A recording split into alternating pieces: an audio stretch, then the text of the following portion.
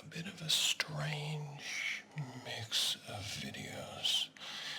And I say strange because it's going to border on the cusp of different genres of ASMR.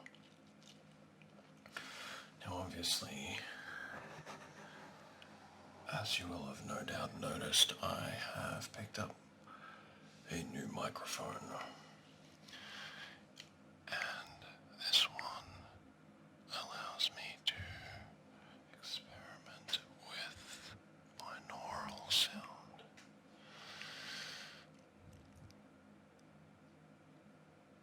So in any case, during these videos, you'll be hearing me kind of changing from side to side. It's certainly an art form that I am 9 times an enjoyer and once a practitioner. And though my old microphone did have binaural settings, it still produced only one track. So here we are now with a dual system that mirrors a human ear a little better than the last microphone.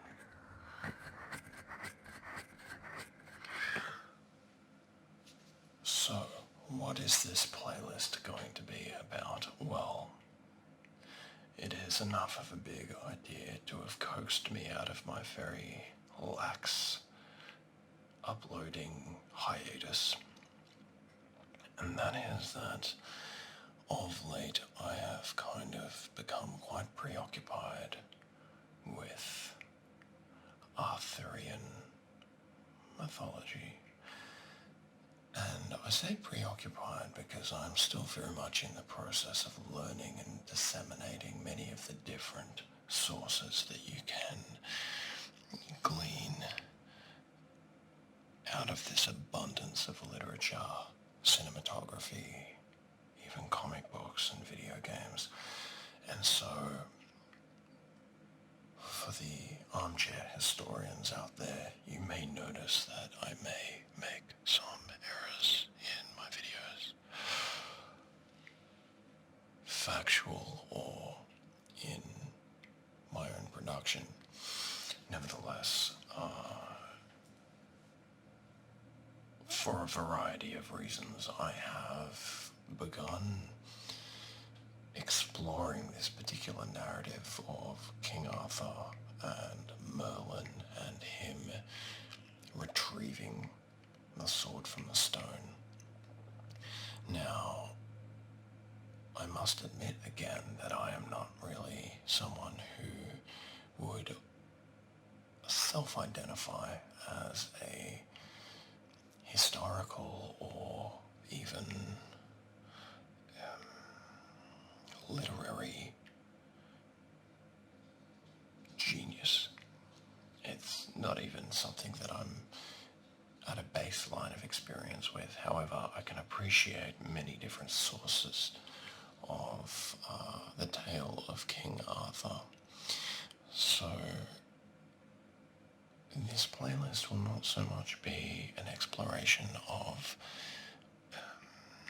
the historical facts as it will be a exploration of the many underpinning ideas of, for example, Carl Jung's psychology and the exploration of the hero's journey by Joseph Campbell. You see, I believe that while the story of King Arthur may date back 1600 years, I believe that the symbols of the human psyche that underpin and motif throughout this entire mythology,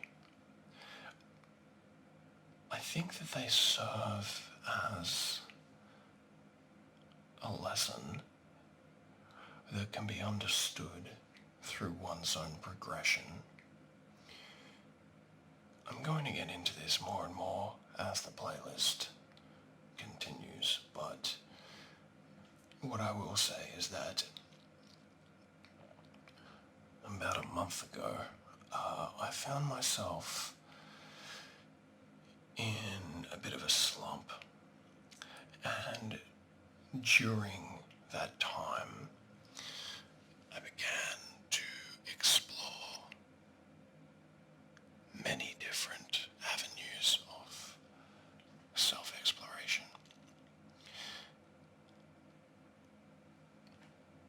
While I was on this kind of sabbatical journey, I discovered the works of Dr. Jordan Peterson, who is a psychology lecturer and a clinical psychologist operating out of the University of Toronto, I believe, in Canada. Now, for various political and sort of social justice reasons, he has become, to some people, a bit of a savior, father figure. And there are many out there that believe that he is a prejudiced monster. I am not here to judge the speaker, but to judge the speech, because it was many of Peterson's ideas that began this particular little episode of my life, multifaceted as that may be. For one thing, I found myself, after a heavy loss at a local jiu-jitsu tournament, struggling a lot with, I guess, what you would refer to as my ego. And following that, I suffered a spinal injury where I sprained 2 of the lower vertebrae in my spine.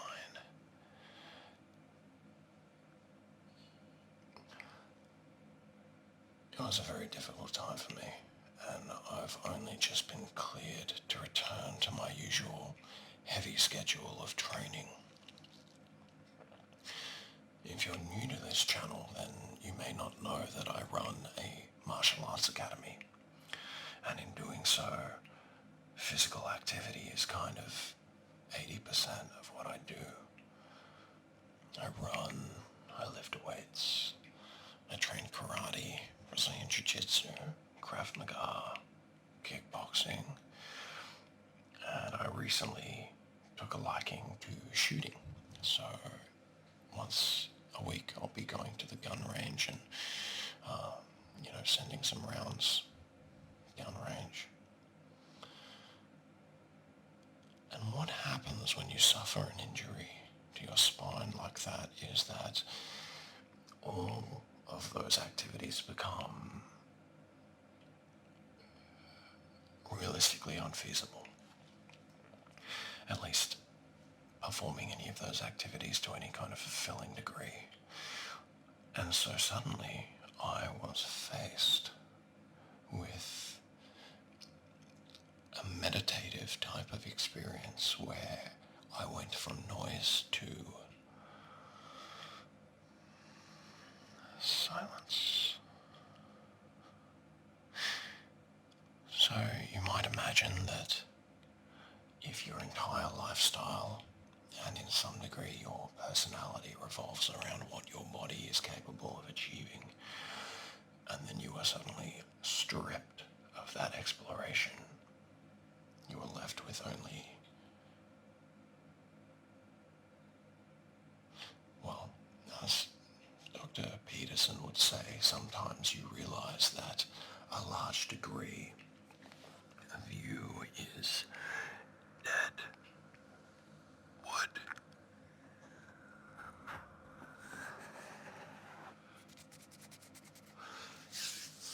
And what happens in a forest is that the dead wood falls to the floor of the forest and eventually sparks a forest fire.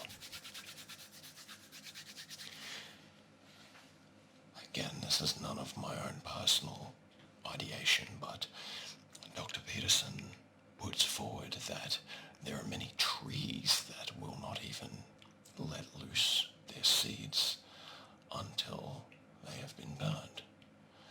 And there are many forests where people have prevented deadwood from accumulating. And what will then happen is the inevitable but subsequent fire will raise the earth down to the topsoil, and nothing will ever grow there again. So there I was, facing the truth that the majority of my activity and my busy schedule had sort of come to replace my personality. And I began to pay attention instead of distracting myself with the busyness and the outlet of energy that I would expend into my training. I began to focus on my instruction and my social interactions. And what I realized is that there are many deep weaknesses that have built into my psyche. Carl Jung would refer to these aspects that we reject of ourselves as the shadow. And this archetype of the shadow is that which we reject about ourselves. Often this will manifest in prejudices and dislikes that we will come to see in other people as we are projecting that shadow self onto others. Now, I'm not a psychologist. I never even finished my university degree, but I realized that for the longest time I've been ignoring the fact that I allow others to cross boundaries. I'm too agreeable, and I allow people to walk over me, which then builds into a sense of resentment, or it builds into a habit of dishonesty, trying to please people and avoid conflict, doing what I can to make others happy instead of setting healthy boundaries. The exploration, therefore, of King Arthur's mythology may not be clear, the link between that realization and this, but I promise that as this playlist goes on, you'll come to see the links.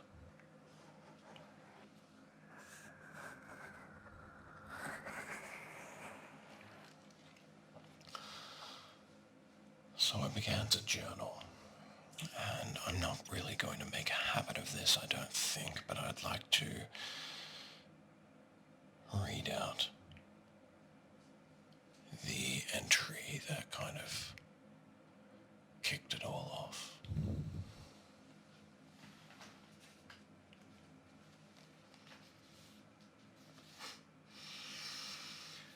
I love the way that this journal looks and feels.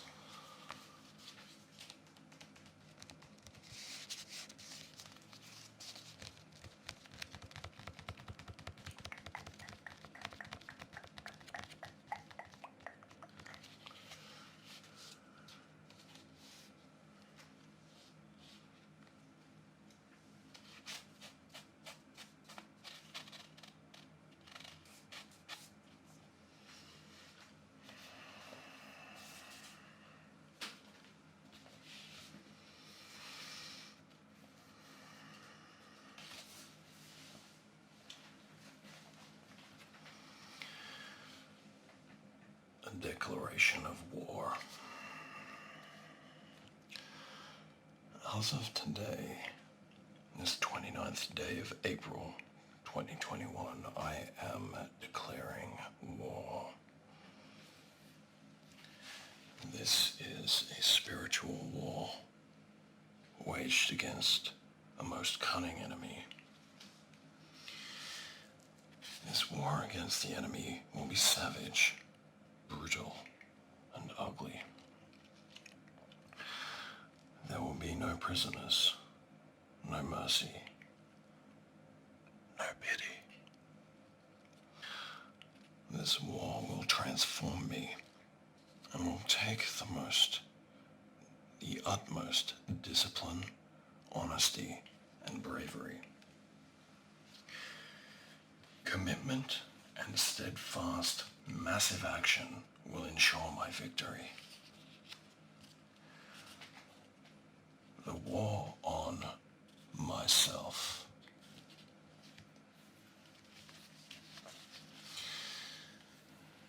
For the longest time, I held fast to a vision that became a single focal point of my concept of self, of my career, and of my future.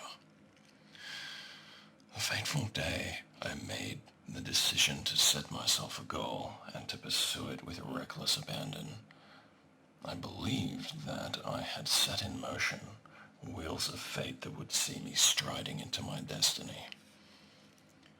My ignorance to the reality that the wheels were already in motion, and perhaps have always been so, is only outweighed by my naive presupposition that those wheels were mine to turn. So there I found myself at the peak of my lofty goal. And once the proverbial dust had settled, I was left only to ask, now what? The question, once asked, could never be rescinded. It crippled me with anxiety, guilt, nihilism, resentment, anger, and depression.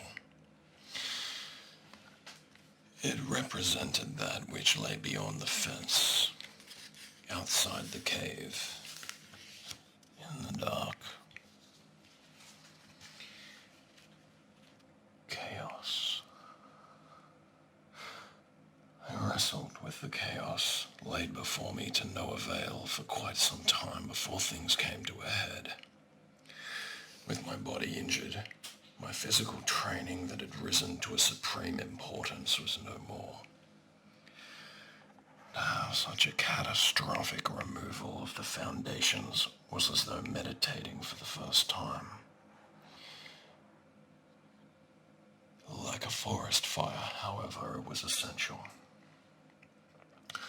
I had allowed my being to become mostly dead wood, and when a forest is prevented from burning off dead wood, the inevitable spark will incinerate not just the forest, it will raise the topsoil so nothing will grow there again.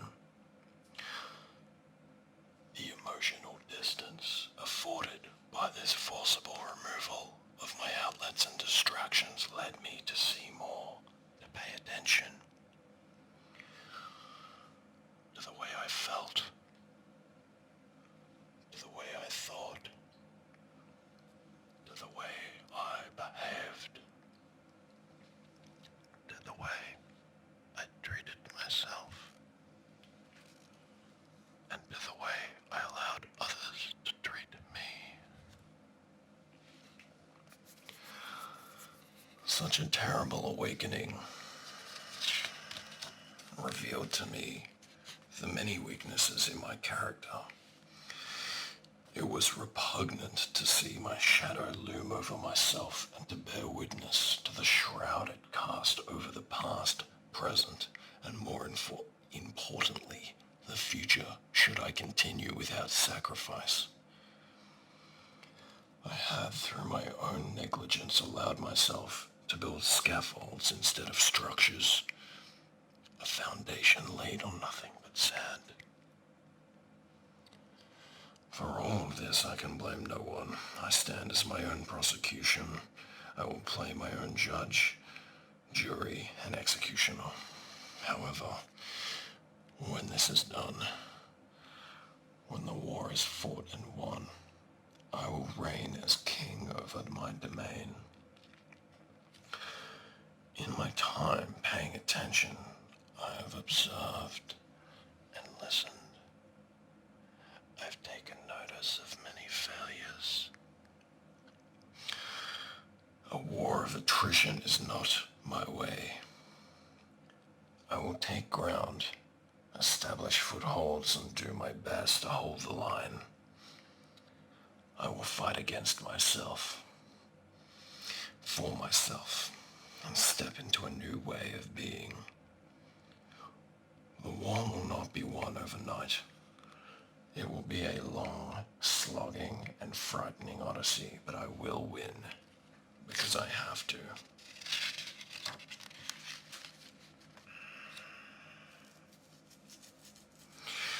At the core of my struggle is my cowardice. However, before that begins, I must identify an even more cunning drive of my enemy. The drive to understand, to make sense of things, to partition, label, and compartmentalize my narrative into an elevator pitch. Well, no longer.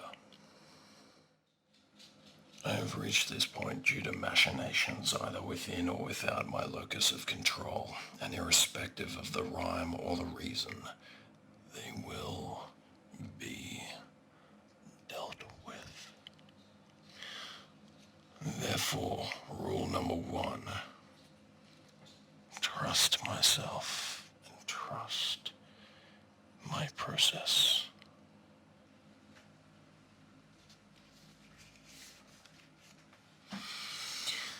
With that out of the way, the prime problem, cowardice, or more functionally, my agreeableness. For as long as I can remember, I have been agreeable, and I am quite skilled at it. It has served me. Gone, however, are the days that I rely on it as a crutch. I have used my agreeableness to avoid conflicts, so as not to upset people. And in doing so, I consistently let my personal sovereignty be compromised by allowing others to cross my boundaries and by not allowing myself to speak up when it is necessary. I have developed coping mechanisms such as lying, as well as fostering resentment towards others for crossing my boundaries.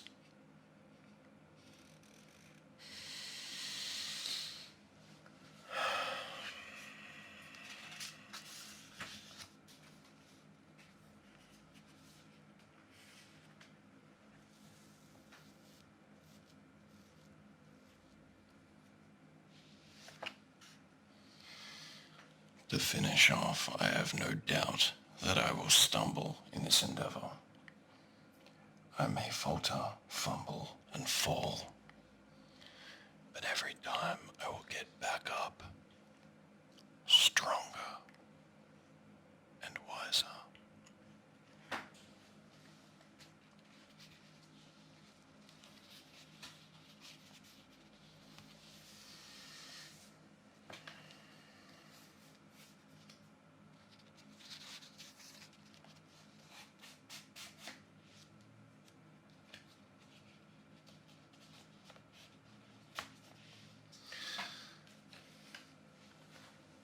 I deeply appreciate you joining me, and I expect that in the next video I will begin to unpack the concepts that belie the symbol of taking the sword from the stone.